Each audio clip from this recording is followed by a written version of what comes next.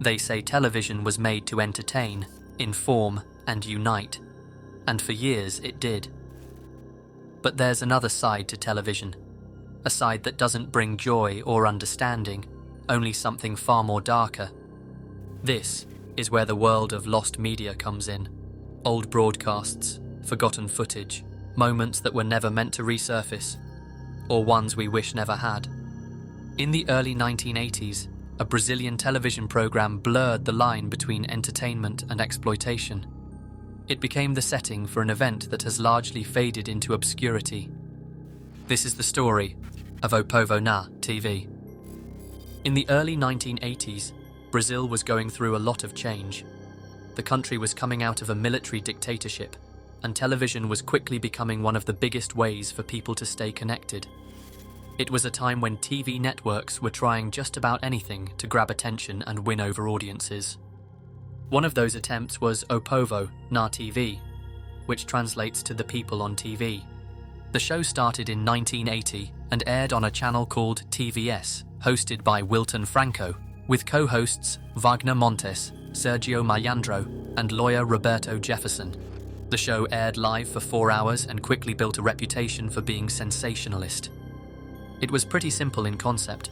People from all walks of life were invited to come on and share their stories, from public complaints to serious topics like poor hospital care, robberies, and even cases of assault, and the hosts would try to help, or at least bring attention to what was going on. The drama didn't stop there. Fights breaking out on stage were almost a regular feature, and people tuned in for it. A lot of people. O Povo Na TV became one of the most watched shows in the country. But it didn't take long for people to start questioning the ethics behind it. The show had a reputation for pushing boundaries, and some said it exploited its guests for the sake of ratings. The thing is, controversy only seemed to fuel the show's popularity. If anything, it made people even more curious about what would happen next. Then, on December 14th, 1982, something happened on O Povo Na TV that no one was prepared for. An incident so shocking that it would mark the show and Brazilian television history forever. That morning, Maria Erinalda da Silva arrived at the TVS studio with her 9-month-old daughter, Danubia. The child was suffering from an aggressive eye cancer. For months, Maria had been taking her to hospitals across Rio de Janeiro, Pedro Ernesto Hospital, Sousa Aguiar Hospital, and many others, only to be turned away every time. The excuses varied, but the result was always the same. No one was willing to help. Even when Maria mentioned going to a TV program for assistance, some doctors mocked her. With nowhere else to turn, she placed her hope in O Povo Na TV. Maria waited for hours to appear on the show, all while her daughter's condition worsened. When she finally went on air, it was clear just how severe the situation was. Danubia's eyes were bleeding from the cancer, and she was visibly weak. But instead of stopping to address the urgency of the situation, the show kept rolling. The hosts, including Wilton Franco, used the segment to call for government action and support. But as the cameras zoomed in on Danubia, no one stepped in to get immediate medical attention. Then, just 40 minutes into the broadcast, the unthinkable happened. Right there, on live television, Danubia stopped moving. She had fallen unconscious in her mother's arms. The cameras didn't stop. They kept rolling, capturing every second as Maria sat there, desperately holding her daughter. Blood continued to drip from Danubia's eyes as her body went limp, and yet no one intervened. An ambulance was eventually called, but by the time it arrived, it was too late. Danubia had died. Her final moments played out in full view of millions of viewers. Maria, still in shock, left the studio shortly after, carrying her lifeless body to the Forensic Medical Institute. For many watching, the cruelty of the broadcast was hard to comprehend. Someone had passed away on live television, and the cameras never looked away. But what made it even worse was the show's response, or lack of one. O Povo Na TV didn't pause. didn't stop to acknowledge the horror of what had just unfolded. The program simply moved on to the next segment, continuing as though nothing out of the ordinary had happened. Despite this backlash, O Povo Na TV stayed on air until 1983. But the show's run ended not because of Danubia's death, but because of another scandal. Throughout its final year, the program repeatedly featured a healer named Roberto Lengruber. Lengruber claimed he could cure illnesses through spiritual surgeries and live demonstrations in the studio. He had no medical qualifications, and legal action was soon taken against him. In May 1983, Lengruber was arrested for charlatanism, and the fallout from this scandal, combined with the lingering outrage over Danubia's death, led to the show being cancelled. For many, O Povo Na TV represented the worst of what television could become: exploitation of human suffering, all in the name of ratings. Today, there are some clips and images of O Povo Na TV available online, but none from the broadcast on December 14th, 1982, when baby Danubia tragically passed away live on air. That particular footage is lost, and what happened that day only exists in the memories of those who witnessed it, whether in the studio or watching from home. This is just one of many examples of how lost media isn't always harmless or nostalgic. Sometimes it's linked to moments that are far more disturbing than we expect. This is the dark side of lost media.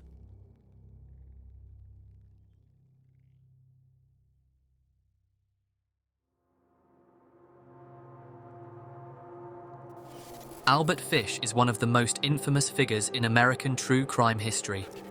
Known for his horrific crimes, his story has been told time and time again, yet there's one part of it that remains shrouded in mystery, something Fish left behind. It's strange to think that in a case where so many shocking details are already out in the open, there's still more we don't know. But this part of the story has never been revealed to the public. Whatever it is, it's remained hidden for decades. To really understand how this fits into the bigger picture, we need to take a step back and look at Fish's life. Albert Fish was born on May 19, 1870, in Washington, D.C., to Randall and Ellen Fish. His father was 75 years old at the time, and he passed away a few years later, leaving the family struggling to make ends meet. Fish's mother, unable to support him, placed him in an orphanage where he spent much of his childhood. The orphanage was harsh, and punishments were common. Fish later said he experienced frequent beatings, and over time, he started to feel something strange. He began associating pain with pleasure. This early experience stayed with him throughout his life and shaped much of his behavior as he got older. Fish also started harming himself in ways that shocked even doctors later. He would insert needles into his body. X-rays eventually showed 29 needles still lodged in his pelvic region. By 1919, Fish's behavior took an even darker turn. He later admitted to attacking a young boy in Georgetown. Fish often targeted children who he believed wouldn't be missed, like those who were intellectually disabled or marginalized. He also claimed he sometimes paid other boys to help him find victims. Fish used what he referred to as his implements of hell: a meat cleaver, a butcher knife, and a small handsaw. He said these were the tools he used to harm and take the lives of his victims. By 1924, Fish began to believe that God was commanding him to do what he did to children, a delusion that made his actions even more bizarre. In May 1928, Albert Fish saw a classified ad in the New York World. It was from an 18-year-old named Edward Budd, looking for work to help his family. Fish, now 58, went to the Budd family's Manhattan apartment, pretending to be a farmer named Frank Howard. He claimed he was looking to hire Edward and his friend for jobs on his farm, but his real plan was far darker. When Fish returned to the Budd home a few days later, he met Edward's 10-year-old sister, Grace. That's when he changed his plan. Fish made up a story about attending his niece's birthday party and convinced Grace's parents to let her come along. Believing he was harmless, they agreed.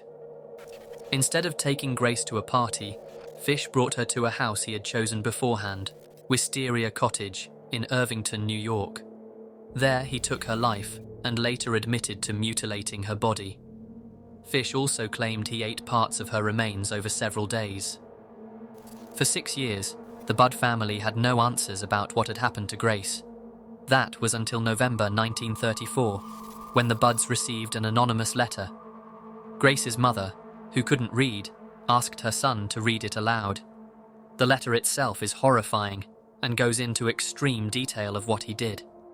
Detectives traced the letter to Albert Fish by the stationery it was written on. The envelope had a logo from the New York Private Chauffeurs Benevolent Association, which led investigators to a rooming house where Fish had been staying. Detective William King waited for Fish to return and arrested him. Following a trial, Albert Fish was sentenced to death after being found guilty of Grace Budd's murder. While none of the jurors doubted he was insane, they ultimately believed he deserved to face the death penalty. In March 1935, Fish arrived at Sing Sing prison, where he would await his execution in the electric chair. His last words, delivered without much explanation, were, "I don't even know why I'm here." After the execution, Fish's lawyer, James Dempsey, told reporters something unexpected. He said Fish had written several pages of notes just before he died. Dempsey called it Fish's final statement, but when asked about what was in it, he refused to share. He described the notes as being so graphic and offensive that he said, "I will never show it to anyone."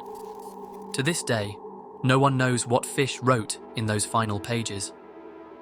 Dempsey never revealed the contents, and it's unclear if the notes were destroyed or if they still exist somewhere.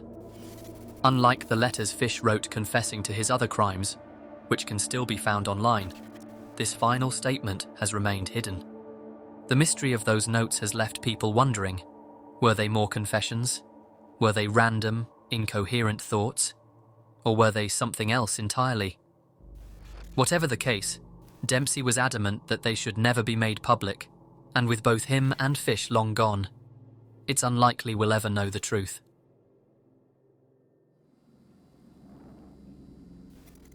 In the late 1980s and early 1990s, an unknown man was targeting homes in Melbourne's northern and eastern suburbs. He was calculated, careful, and always one step ahead. The media called him Mr. Cruel, a name that stuck after a headline in the Sun newspaper. But to the families who lived in fear of him, he was something worse. He was the person who broke into their homes in the middle of the night, the person who stole their sense of safety, all while possibly recording everything. Police believe he planned his attacks long before they happened. He studied his victims, learned their routines, and when he finally struck, he made sure there were no mistakes. No fingerprints, no DNA, nothing left behind. 3 victims survived. 1 didn't. And decades later, we still don't know who he was. It was the early hours of a Saturday morning in Lower Plenty, a quiet suburb on the outskirts of Melbourne.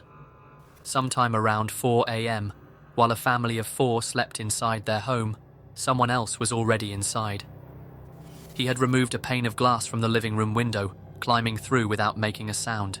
He didn't trip anything, didn't wake anyone. By the time he reached the parents' bedroom, he was already in control of the situation.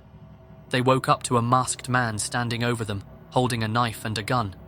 He told them he was just there for money. That wasn't true.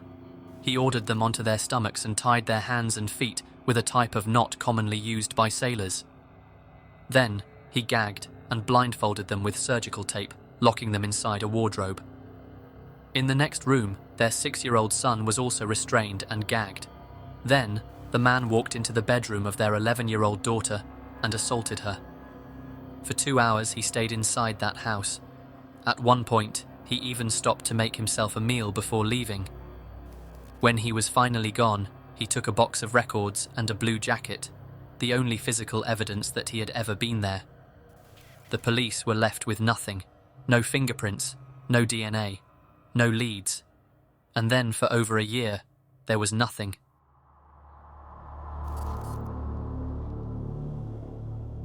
It was just after Christmas, and most families were still in holiday mode. In a quiet street in Ringwood, the Wills family had gone to bed, unaware that someone was about to break in. John Wills was asleep when he woke up to the feeling of cold metal against his temple. A voice told him not to be a hero. The masked man was back. Just like before, he restrained the parents, tied them up with copper wire, and cut the phone lines to stop them from calling for help. He walked into the bedroom where the family's 4 daughters were sleeping. One by one, he looked at them. Then, he called out one of their names. He woke 10-year-old Sharon Wills, blindfolded and gagged her, and carried her out of the house. He took some of her clothes with him and disappeared into the night. It took 15 minutes for the parents to break free. By then, it was too late. For 18 hours, there was no sign of Sharon. Just after midnight, a woman saw something on a street corner, a small figure wrapped in garbage bags. It was Sharon Wills. Despite everything, she was calm. She told the woman her name and said a man had left her there, telling her to go find a phone and call home. When the police arrived, they found nothing. No prints, no DNA. The only clue was something Sharon had told them. Before she was released, the man had given her a full-body wash, brushed her teeth, clipped her nails, and made sure no evidence was left behind.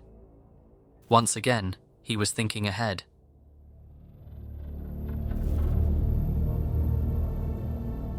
By this point, people knew the name Mr. Cruel, but that didn't make it any easier to catch him. On this night, Brian and Rosemary Linus were at a farewell party. The family was planning to move back to England, so they had left their daughters, Fiona, 15, and Nicola, 13, home alone for a few hours. Not long after 11:30 p.m, a masked man broke in. He walked into their bedroom and woke them up with a gun pointed at their faces. He ordered Nicola to get her school uniform while he restrained Fiona in her own bed. Then, he told Fiona something that made the whole situation even worse. Before leaving, he told her to pass on a message to her father. "I want $25,000 for Nicola's safe return." But when the police arrived, they quickly realized something. There was no way to pay, no instructions, no way to make contact. Unlike the abduction of Sharon Wills, Nicola wasn't returned later that day, or even the next day. Roughly 36 hours after the abduction, her father Brian held a press conference, pleading for her safe return and stating his willingness to comply with the demands. But the masked man had left behind only a demand for money, but no means of which to collect. Then, on her 14th birthday, Nicola was found alive. She had been held for 50 hours. Just like Sharon Wills, she had been washed, scrubbed, and cleaned before being released. Once again, there was no forensic evidence left behind.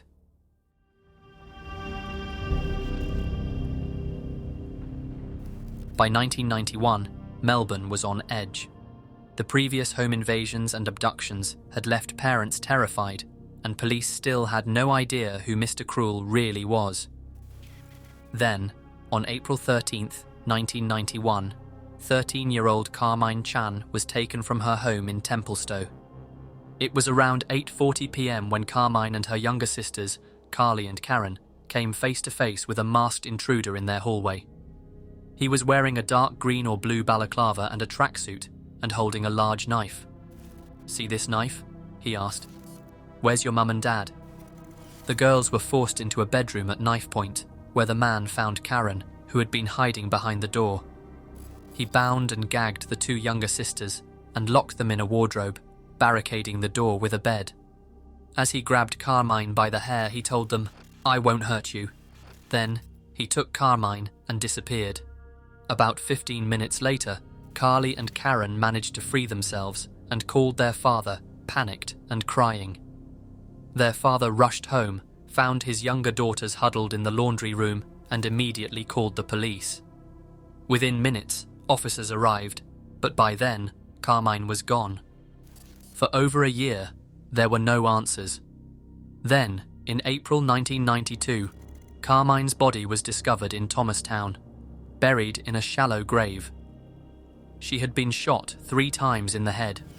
Even though Carmine attended the same school as one of Mr. Cruel's previous victims, there were doubts about whether he was actually responsible for her death. The motive didn't fit. In previous attacks, he had taken extreme measures to avoid being identified, but he had never killed before. Some investigators theorized that Carmine may have seen his face, and that's why she died. Others weren't convinced it was the same person at all. Whether it was Mr. Cruel or someone else, the death of Carmine Chan marked the end of the attacks.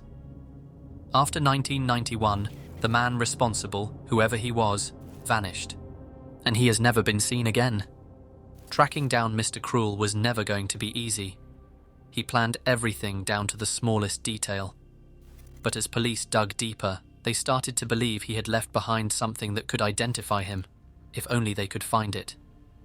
Detectives suspected that Mr. Cruel had recorded his crimes, either on video or in photographs. If that was true, it meant that somewhere he had a personal archive of his attacks.